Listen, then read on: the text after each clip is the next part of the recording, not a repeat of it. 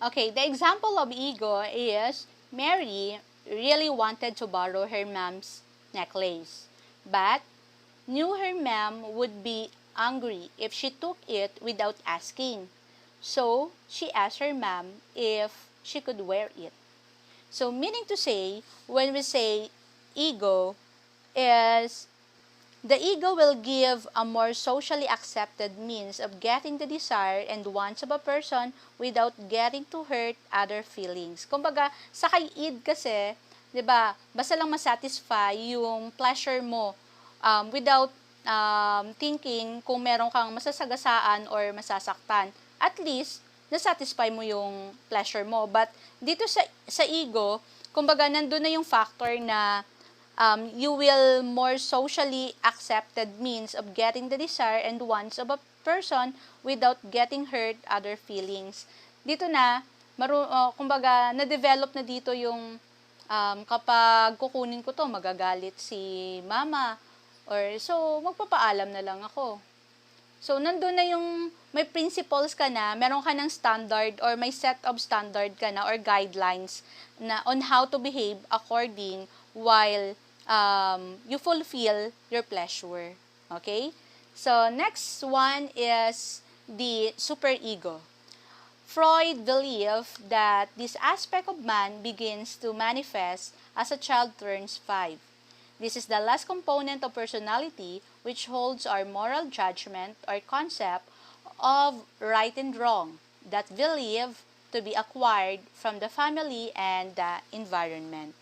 So this personality is developed as a man's learn the culture of distinguishing right from wrong, based on the set of guidelines and standards that are known to people which might have been probably imposed by the people in the community like parents, teachers, elders, or the community as the whole.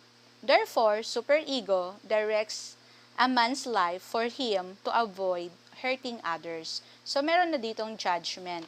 So, dito, babalansehin mo na kung gagawin ko ba tong bagay na to. So, pag-iisipan mo na mag-iisip ka na mabuti. Kapag may nakita kang pera, for example, may nahulog na pera, kung ano ba ang gagawin mo doon? Isasaoli mo ba? Kilala mo naman yung may-ari, isasaoli mo ba? Or hindi? Kasi pag hindi mo isasaoli, mabibili mo yung gusto mo. Okay? Which is bad naman. Or isasauli mo sa may-ari, baka kasi kailangan niya. So, meron ka ng standard na nag-iisip ka na kung ano yung tama at mali. So, those are the components of personality. We have the id, ego, and superego. So, this time, we'll proceed to lesson 2. Adolescence is the period when a young individual develops from a child into adult. There are lots of changes that happen to an adolescent like you. So, as we observe in the picture, si Self, nag-iisip siya. How you look, how you take care, or how you take your role in the community. How other people expect you in making decisions on your own. How you perceive yourself. So, those are the questions that every individual or adolescents like you would like to answer. So, later on, we will answer those things, or along the way, we will know the answer. So, what are the common decision and the common answer of adolescents like you? So, factors that affects a person, according to James and 1890 and Med 1934, self-esteem is your evaluation of your own work. It may be positive or negative. Positive self-esteem is the evaluation that is pleasing and acceptable according to your standards and that of others. So, negative self-esteem is the opposite, of which feelings distraught or down and unacceptable by others.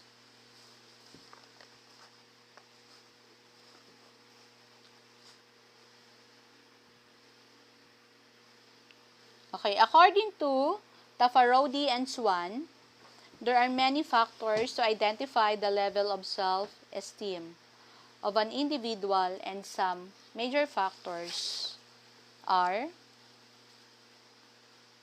so again, don't forget to remember or to, okay, again, self-esteem, it is your evaluation of your own worth. It may be positive or negative. So, yung self-esteem, yun yung evaluation kung how much you value yourself. Maybe it is in the form of positive or negative. So, positive self-esteem, so indicated naman na siya, positive self-esteem is the evaluation that is pleasing and acceptable according to your standards.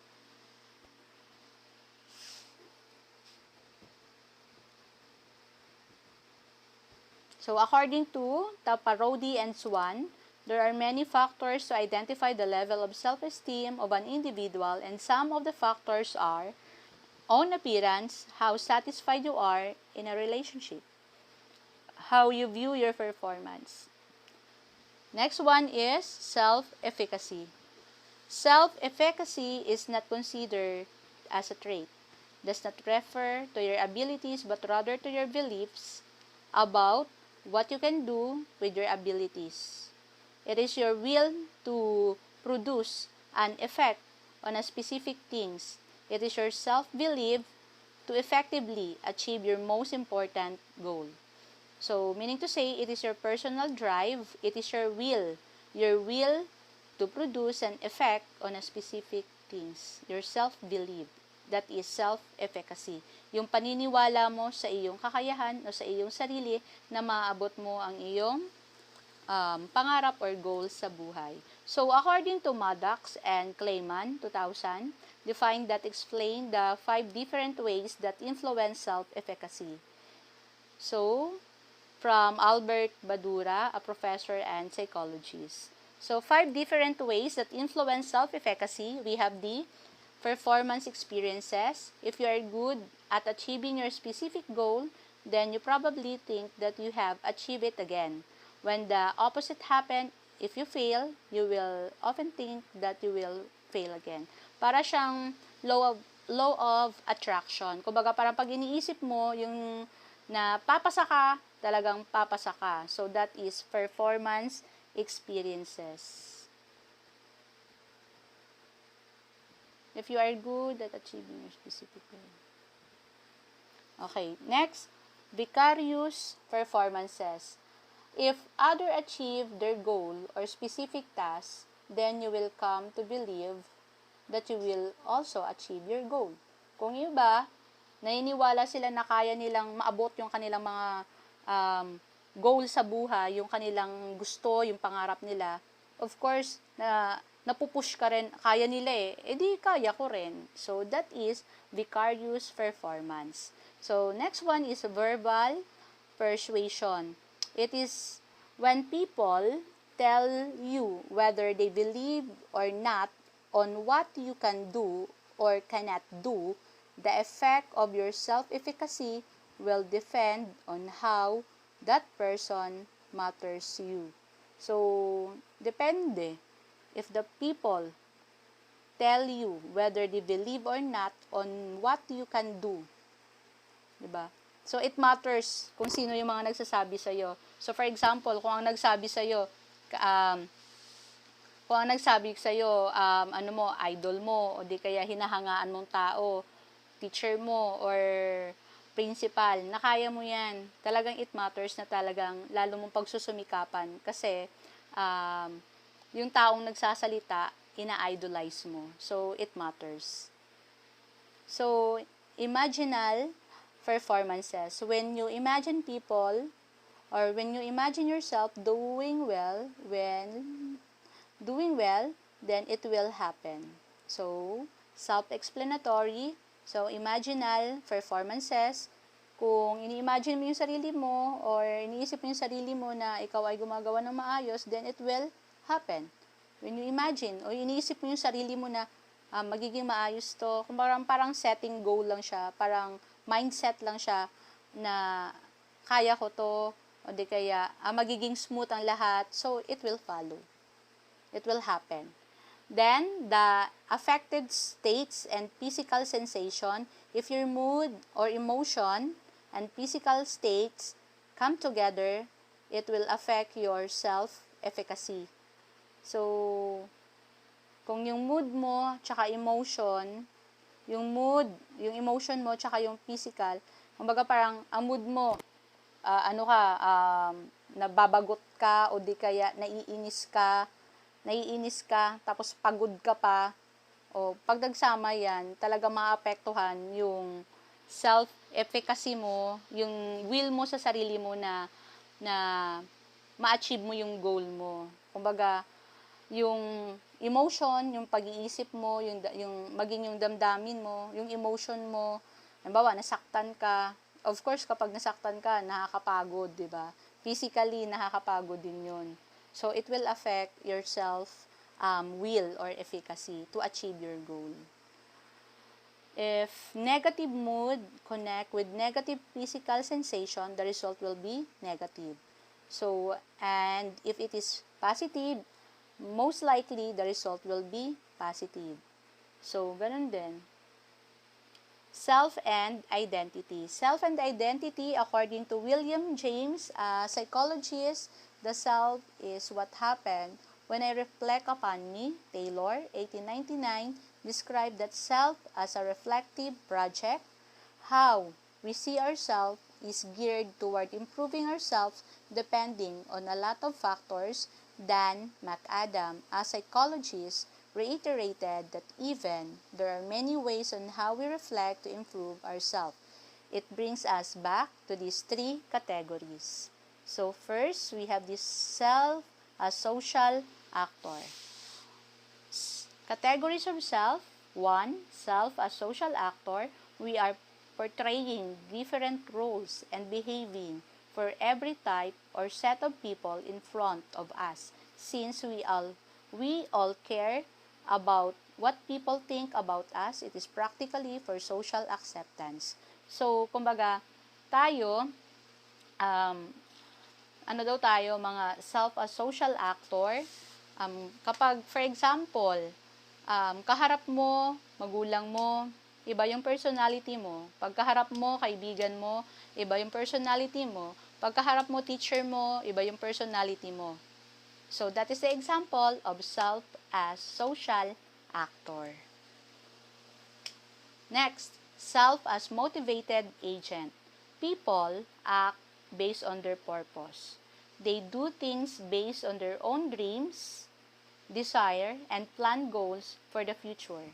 This, though it is not easy, identifiable, since it is self-conceptualized unless it was shared with us. So, basically, self as motivated agent. Then, number 3, self as autobiographical author. He or she as the creator of his own entire life story. It is about how oneself is developed from his or past up to present and what he or she will become in the future. So, ikaw yung gagawa ng sarili mong biography. So, nakadepende sa iyong sarili kung paano ang magiging takbo ng storya ng iyong buhay o ng iyong pagkatao. So, for the activity for week 1, we have the written task, answer activity 1.2, page 6, and activity 1.2, page 17. For the performance task, on a sheet of paper, make a diary entitled My Life on how you live your life for past 5 years.